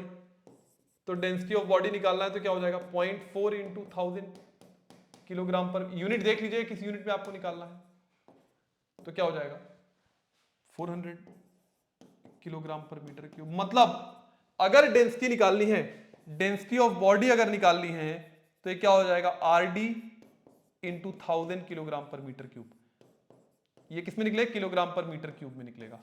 ग्राम पर सेंटीमीटर क्यूब में चाहिए तो यही डेंसिटी ऑफ बॉडी हो जाएगा, आरडी इंटू 1 ग्राम पर सेंटीमीटर क्यूब। ग्राम पर एमएल में चाहिए तो 1 ग्राम पर एमएल भी कर सकते हैं, मतलब इसको ऐसे भी आरडी इंटू 1 किलोग्राम पर लीटर, किलोग्राम पर लीटर में चाहिए क्योंकि वॉल्यूम कई बार लीटर में दिया होता है। ग्राम पर एमएल में चाहिए तो आरडी इंटू 1 ग्राम पर एमएल। इस तरीके से भी इसको लिख सकते हैं। पॉज करके इसे थोड़ा नोट कर लें, आगे इसकी बहुत जरूरत पड़ेगी, अभी तो कम जरूरत पड़ती है, लेकिन सवाल एग्जाम में पूछा आ सकता है। एग्जाम्पलर में भी इस पे कुछ सवाल है, तो अगर ये कर लेंगे तो थोड़ा आसानी हो जाएगी। अगर आरडी ग्रेटर देन 1 है, एक और बात अगर आप देखना चाहते हैं, अगर आरडी ग्रेटर देन 1 है तो, अगर आरडी ग्रेटर देन 1 है तो density of body greater than density of water है। इसी का उल्टा भी हो जाएगा, अगर आरडी लेस देन 1 है तो density of body less than density of water हो जाएगी। और इक्वल है तो वो मैं नहीं लिखूंगा, वो आप खुद लिख लेंगे। अगर आरडी 1 है तो दोनों की डेंसिटी कैसी हो जाएगी? 1 हो जाएगी। ये बॉडी वाटर के रिस्पेक्ट में कितनी डेंस है, कम डेंस है बताता है। 1.5 है तो बॉडी से 1.5 टाइम्स ज्यादा डेंस है, 1.4 है तो बॉडी से 0.4 टाइम्स कम डेंस है। तो वो बताता है कि इतना हिस्सा क्या रेशियो है डेंसिटी, पानी के रिस्पेक्ट में कोई बॉडी कितनी डेंस या कम है, क्योंकि पानी ही लिक्विड होता है जिसके रिस्पेक्ट में बहुत सारी चीज देखनी होती है। इससे एक चीज और भी देखिए, इस वाली कंडीशन में अगर आर डी ग्रेटर देन 1 है तो आप क्या लिख सकते हो, बॉडी हमेशा क्या होगी, बॉडी हमेशा क्या होगी, हमेशा सिंक करेगी। अगर आर डी लेस देन 1 है तो बॉडी हमेशा क्या करेगी, फ्लोट करेगी। अगर ये है तो जस्ट फ्लोट करेगी। देखो यहां से ये बातें लिख सकते हो कि नहीं लिख सकते हो। अगर आर डी ग्रेटर देन 1 है तो बॉडी हमेशा क्या होगी, सिंक करेगी। अगर आर डी लेस देन 1 है तो बॉडी हमेशा क्या करेगी, पानी की बात कर रहा हूं, तो बॉडी हमेशा फ्लोट करेगी इन वाटर ऑब्वियसली।